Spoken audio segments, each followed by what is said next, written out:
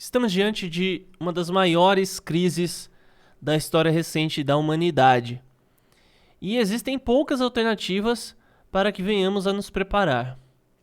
Eu vou falar inicialmente acerca daquilo que já é dito nos jornais, o tipo de informação que está na superfície. Vou trazer algumas conclusões lógicas a respeito do conflito entre Rússia e Ucrânia, o que o Coringa 18 causou no mundo e tudo.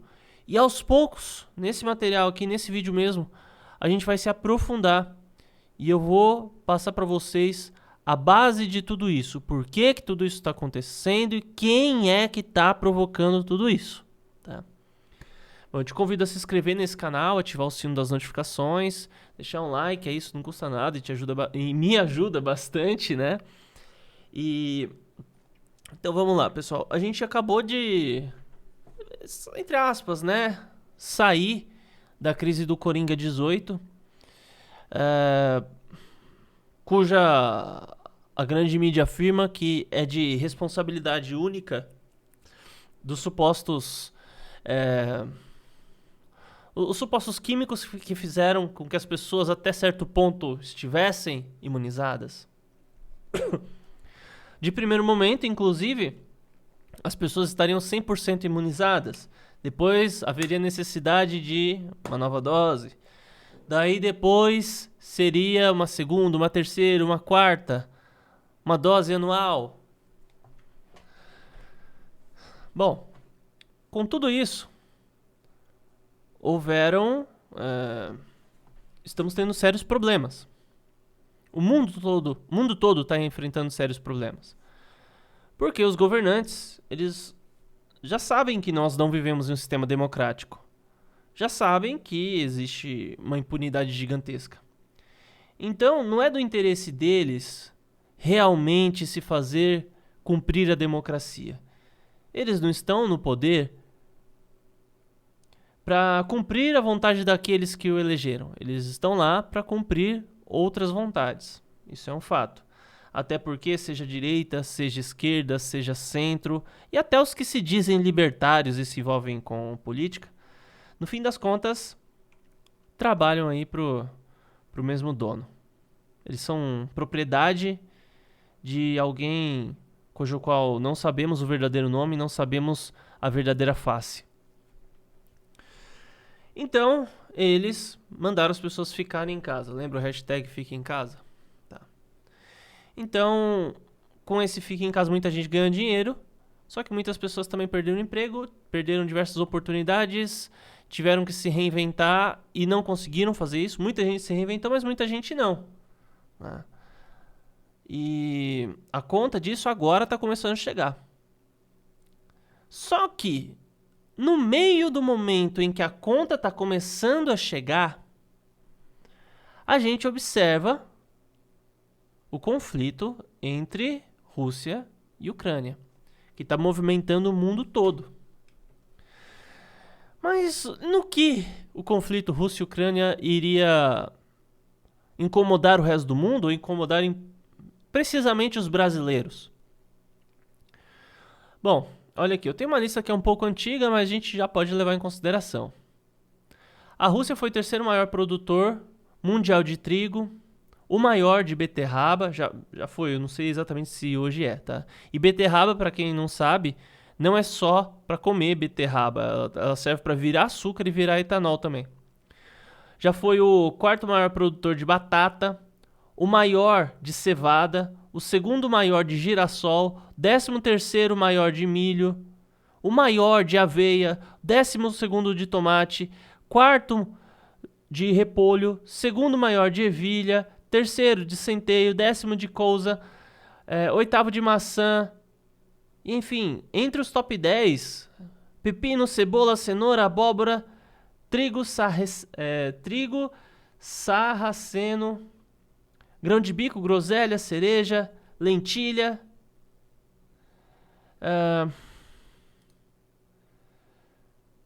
e várias outras coisas, como por exemplo adubos e fertilizantes químicos, e até minério de ferro e concentrados. Isso são os produtos que a Rússia exportava para o mundo todo. Tá. E a grande pergunta é, se a gente não pode comprar da Rússia mais, ou se a gente não vai comprar da Rússia, a gente vai comprar de quem? O mundo funcionava através de um ciclo onde um compra, o outro vende. O que um cara produz, o outro não produz. Os países têm um certo grau de dependência uns dos outros. Para o Brasil, especificamente, o negócio são os agrotóxicos que a gente pegava lá da Rússia. E a gente exportava carne para eles. Então, a partir do momento que você tira uma das peças, e uma das peças fundamentais... Porque, gente, o que eu passei aqui para vocês, ó... A Rússia era top 10 em muitos desses produtos aqui, né? E o maior produtor de vários desses produtos que eu passei para vocês. Então, de onde é que a gente vai comprar? E para quem é que a gente vai vender a carne que a gente vendia? Para quem é que a gente vai vender? E a galera que vendia lá para a Rússia? Vai vender para quem? Não é... O mundo, ele não funciona como se fosse um conjunto de simples decisões em que agora eu vou comprar... a gente tem 3 pessoas aqui, né? Daí a pessoa A vende para a pessoa B, que vende para a pessoa C, que vende para a pessoa A. Então a gente cria um ciclo. Não é uma provinha que você tem que ligar pontos, né? Não é uma provinha desse jeito. É muito mais complexo. Então vamos ter escassez de muitos produtos. Se não tem a Rússia para a gente vender, a gente também vai ter problemas de sobra de produtos. E o mundo consegue se adaptar sem a Rússia. Sim, o mundo consegue. Mas a grande questão é até que ponto e quanto tempo isso vai demorar. E o que eu digo é que, até então, se isso não fosse uma crise gigantesca, não poder negociar com a Rússia, se só isso não bastasse, ainda tem o fato que a gente está carregando o fardo do fique em casa da maldita decisão dos governantes. Então você tem fator Rússia, fator governantes fiquem em casa. Eu nem considero que a culpa é do Coringa 18. Nem considero. Porque o problema foi como os governantes reagiram diante desse mal aí. Agora vamos nos aprofundar um pouco mais, porque até então, tudo isso daqui são informações públicas, você consegue achar em qualquer lugar que você quiser. Até a Globo fala isso aqui, velho. Olha só que nível que a gente tá. Até a Folha de São Paulo, Estadão, até eles passam essas informações aqui. Então vamos lá. Você percebe que é uma crise em cima da outra, né? Encavalaram 2 crises. E agora eu vou falar a respeito de algo chamado o Grande Reset Mundial. O que acontece? O que é o Grande Reset, tá? Existem 2 tipos de reset. Existe o reset forçado pela ação humana e existe o reset do Criador dos céus e da terra. Podemos considerar que o reset do Criador dos céus e da terra são causas naturais, porque até então ele utiliza a natureza para implementação do que ele quer fazer, né? Você pega o caso do dilúvio, encheu a terra d'água,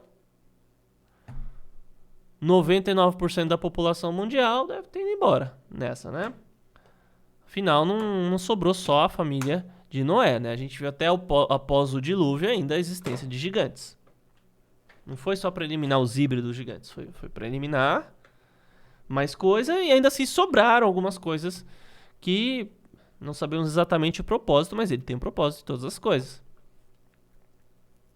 O dilúvio efetivamente existiu. Temos mais de 600 culturas contando exatamente a mesma coisa. E a probabilidade disso ser uma mentira é ínfima. É ínfima. Temos fatos e acontecimentos mundiais que tiveram muito menos relatos e são considerados veementemente muito mais verídicos. Então, o dilúvio, não vou dizer que é algo inquestionável, mas é praticamente questionável. Como que você tem isso daí em mais de 600 culturas? Todo mundo falando a mesma coisa. Contando do mesmo jeito. As comportas do céu se abriram e as fontes debaixo d'água e as fontes debaixo da terra se abriram e toda a terra ficou embaixo d'água.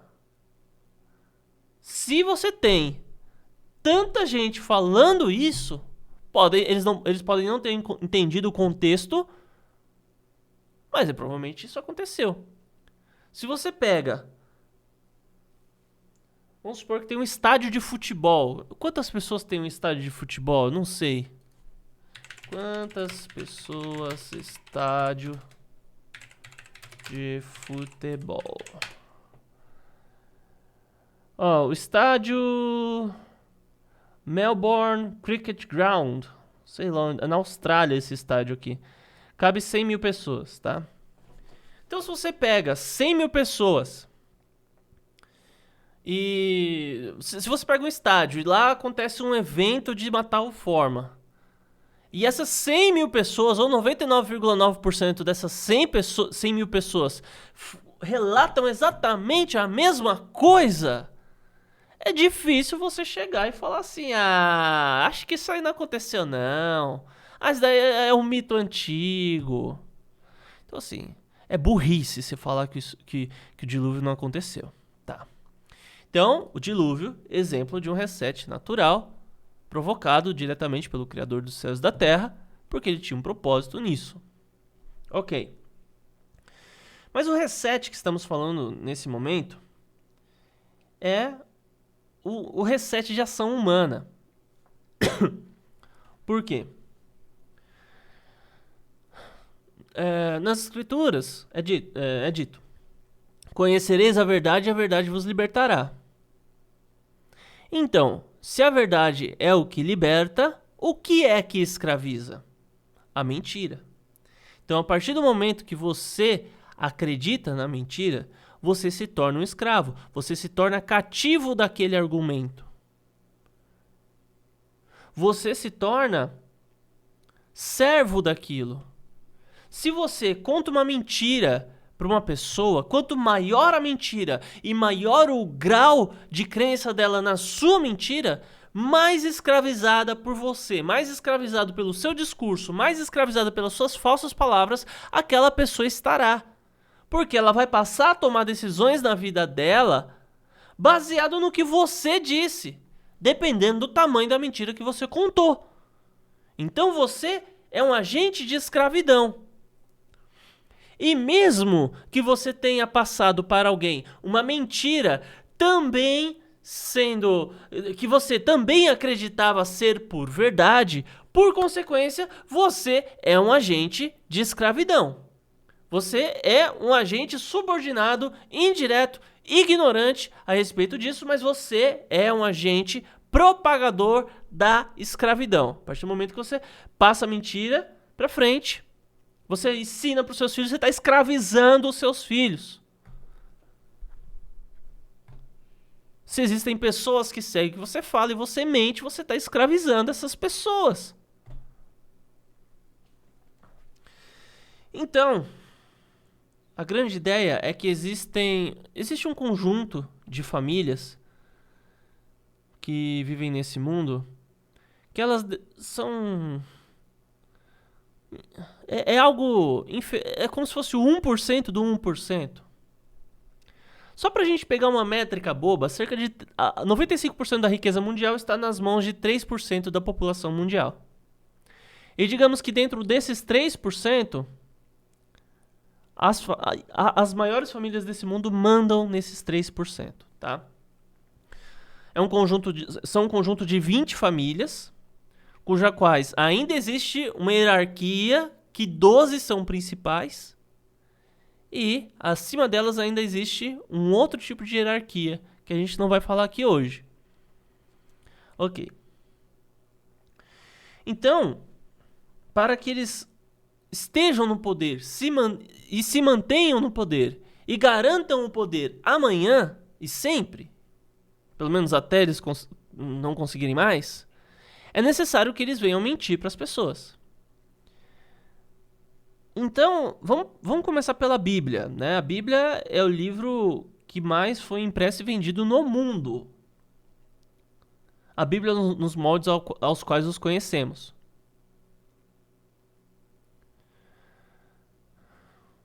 Você começa a ver que tem algumas coisas que são muito condizentes, né? O Messias, ao qual chamam de Jesus, ele, de acordo com a Bíblia, morreu justamente aos 33 anos. Quantos graus tem o rito maçônico? 33. A maior parte deles trabalha com 33, embora tenham outros que trabalham com outras quantidades de graus.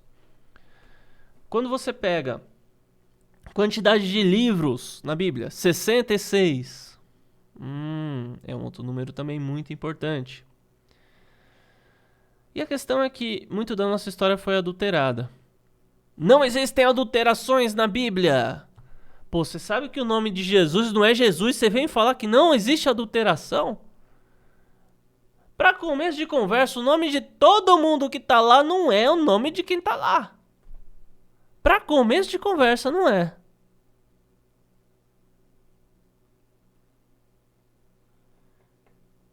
Muitas vezes você vê uma passagem que fala algo, de vez em quando tem algo totalmente contrário. E o que muitos vão dizer é que cabe interpretação num contexto para poder avaliar aquilo. Bom, o que aconteceu é que existiu algo chamado cânon bíblico, e a Bíblia já chegou a ter um punhado de 500 livros, e eles selecionaram os que mais lhe agradaram, e a partir daí eles falaram, isso daqui é verdade. E algumas coisas estão diferentes do que realmente são.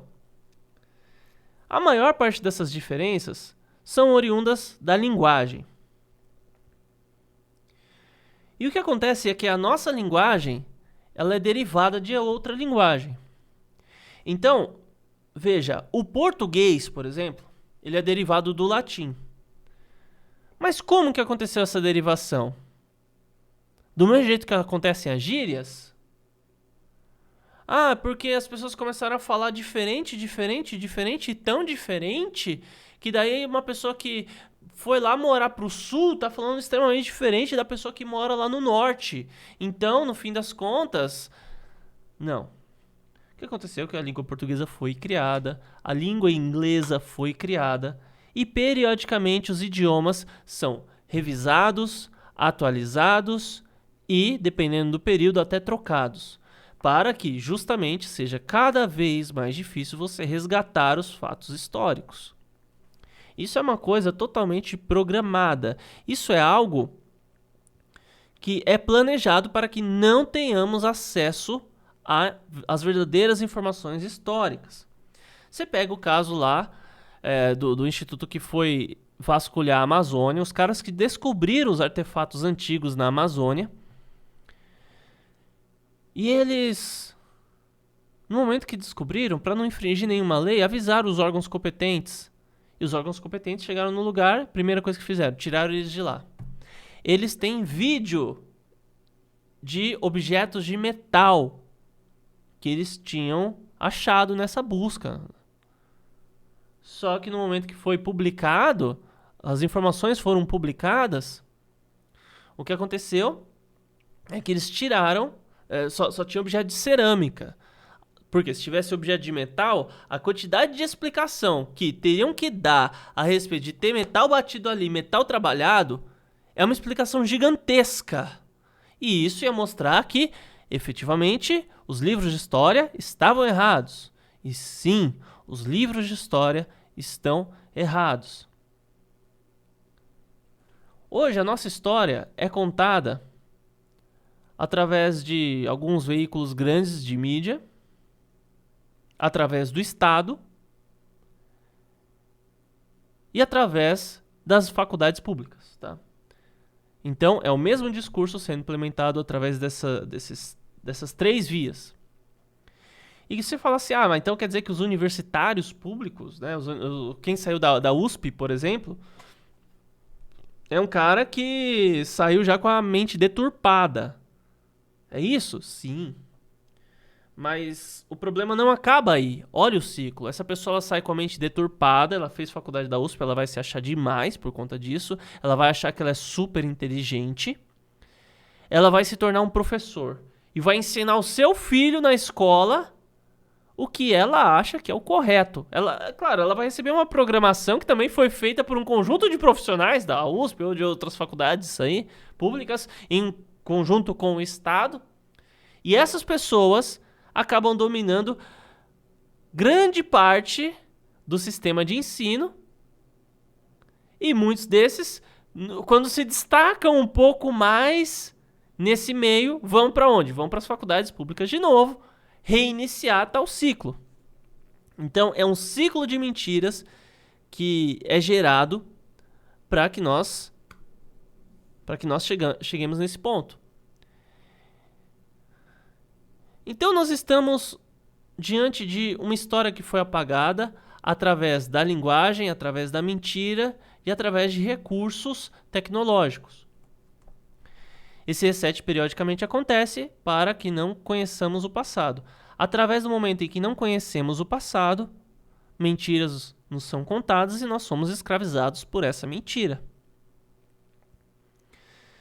Então, o que eu digo para vocês, primeiro em relação ao Coringa 18, ninguém mais consegue acreditar na televisão. Desde o cidadão mais instruído até o menos instruído, ninguém consegue acreditar plenamente. Plenamente não, mas ainda assim, por conta de acreditar parcialmente, é que a gente gera esse problema. E sabe qual que é o grande problema dos noticiários? É porque eles não contam só mentira. Eles contam verdade. E esse é justamente o pior dos problemas. Porque até então, se uma pessoa só fala a verdade pra você, ok, uma hora você vai se tocar com aquilo lá, que aquela pessoa tem credibilidade, ela fala a verdade. Você já entendeu essa situação.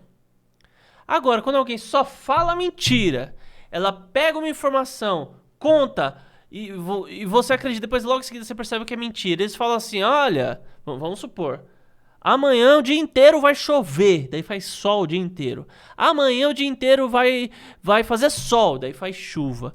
Daí eles vão e filmam, tem um buraco aqui na calçada. Daí você passa por aquela calçada, não existe aquele buraco. Olha, tem não sei o que aqui. Daí você vai ver e não tem. Se eles fizessem isso, todo mundo ia sacar que só tem mentira lá. Mas a grande dificuldade é que eles intercalam. A vida não é mocinho e bandido. Não é assim que as coisas funcionam. Os jornalistas ou apresentadores que estão lá na televisão, eles acreditam que estão fazendo o correto, estão transmitindo a verdade, estão lutando por verdadeiros ideais. Eles tiveram a mente deturpada a tal ponto. Então, a mídia, ela insere informações falsas, informações verdadeiras, e no fim das contas você não sabe de nada. No fim das contas, você não vai ter certeza, mas você vai duvidar. E só pelo fato de você duvidar da verdade, já é uma porta para a mentira adentrar o seu coração. Então, a partir do momento que você duvida da verdade, a escravidão já está em você. O inimigo já ganhou a guerra. Se você começou já duvidando do ideal ao qual você está representando, você já foi derrotado. Da mesma forma, a partir do momento que, para discutir com alguém, você tem que se submeter ao que ele acredita que seja o correto da linguagem, você tem que usar os pronomes que ele julga certo e os termos que ele afirma que você tem que usar, você já perdeu. Se você se submete, você perdeu. Você não tem que se submeter às regras do inimigo para lutar contra o inimigo. Onde já se viu isso?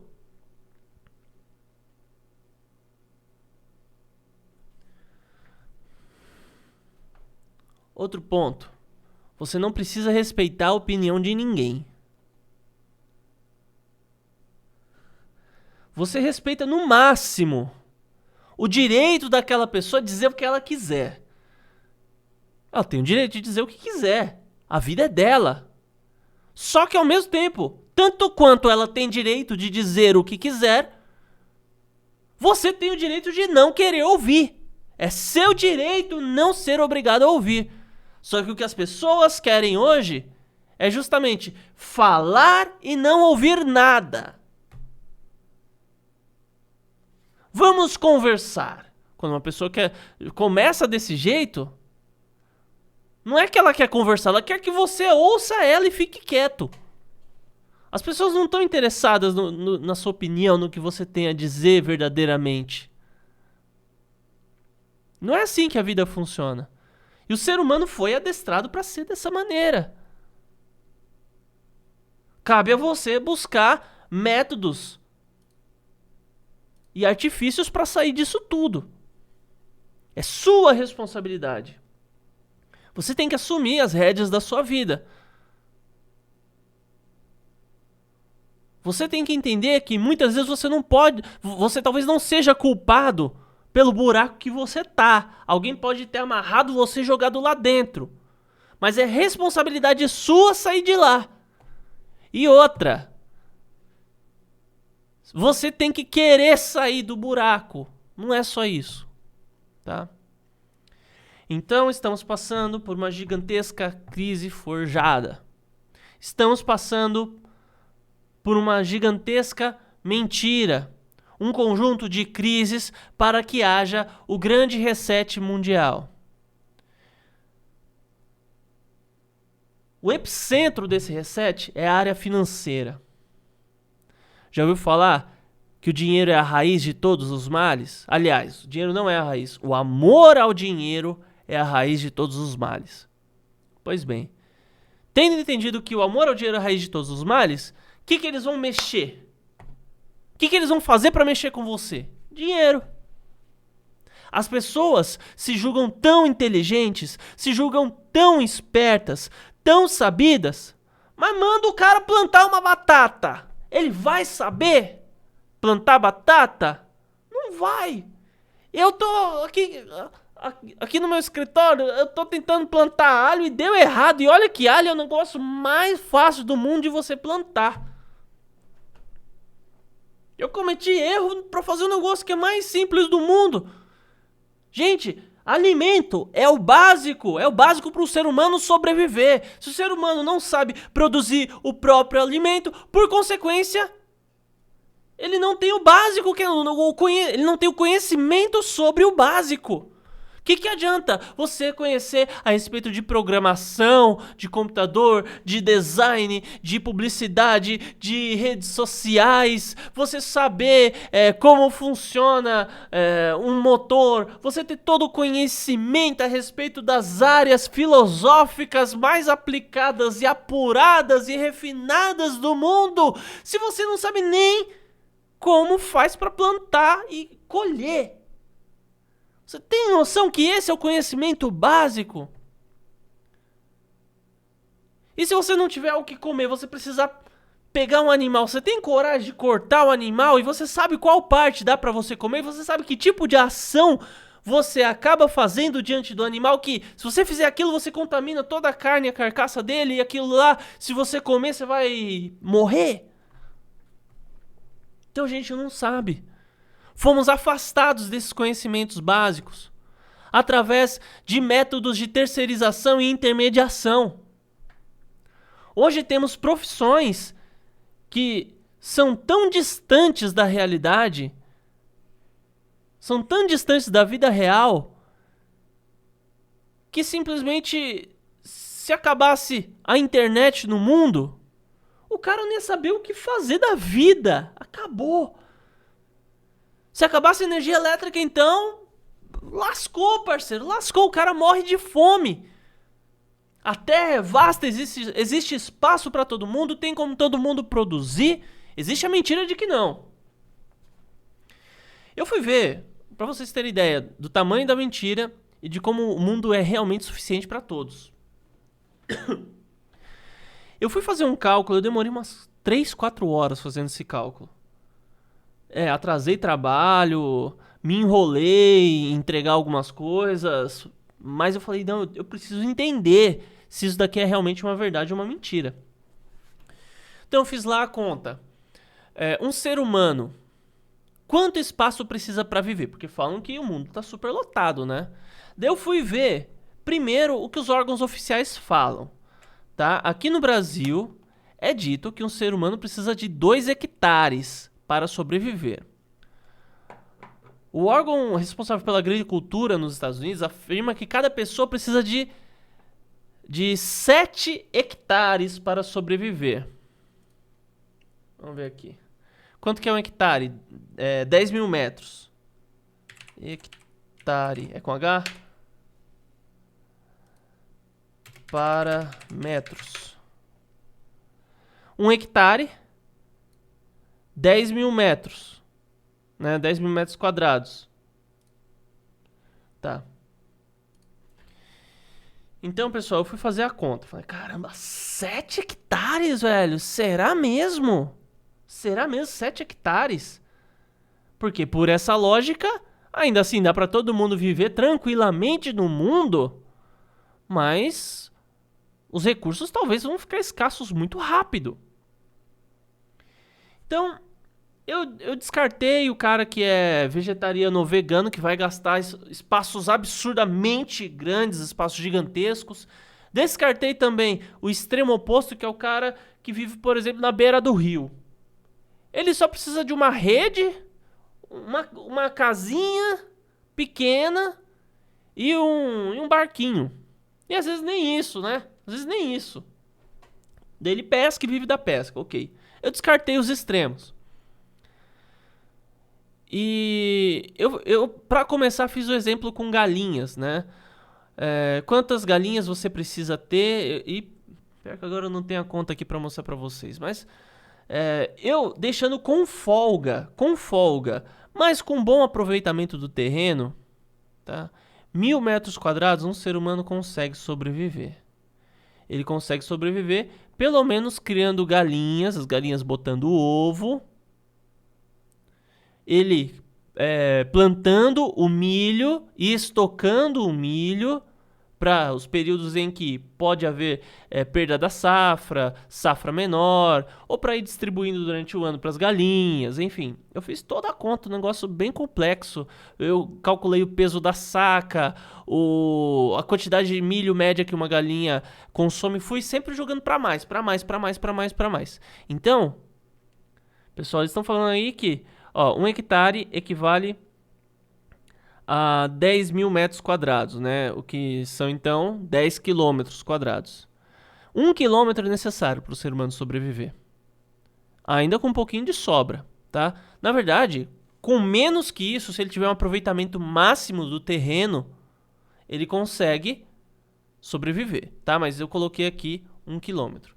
Então, assim, um ser humano consegue sobreviver com 1 quilômetro. Ele consegue se autossustentar, ainda mais se você juntar e fazer uma comunidade. Por exemplo, tem uma comunidade de 4 pessoas. Daí tem 4.000 metros quadrados e cada um planta um tipo de coisa, um cria galinha, o outro faz isso, o outro faz aquilo. É possível todo mundo, um ir ajudando o outro, um usar um pouco do terreno do outro, compartilhar as coisas e tudo mais. Dá. Imagina grandes comunidades.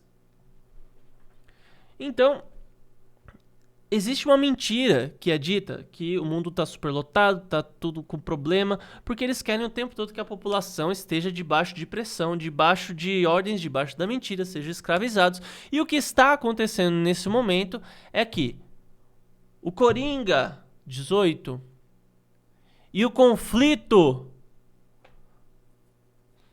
do Putinho com o palhaço de circo lá, que foi eleito presidente, tudo isso faz parte de um plano maior, pode fazer parte de um plano maior para acelerar esse processo de reset forçado da grande elite. Porque as pessoas vão começar a ficar doidas com tudo isso. Não tem comida para todo mundo, não tem espaço para todo mundo. Eu não sei plantar, não sei colher. Vamos roubar, vamos quebrar tudo. Então,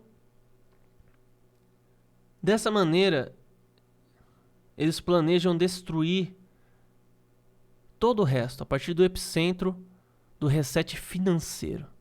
A partir das finanças, você vai resetando todo o resto. A cultura, o conceito do que é cultura, o conceito do que é família, o conceito do que é amizade, o conceito do que é fé. Tudo está sendo destruído em pró de um grande objetivo que nos é ocultado. Essa é a verdade. Até mais, pessoal.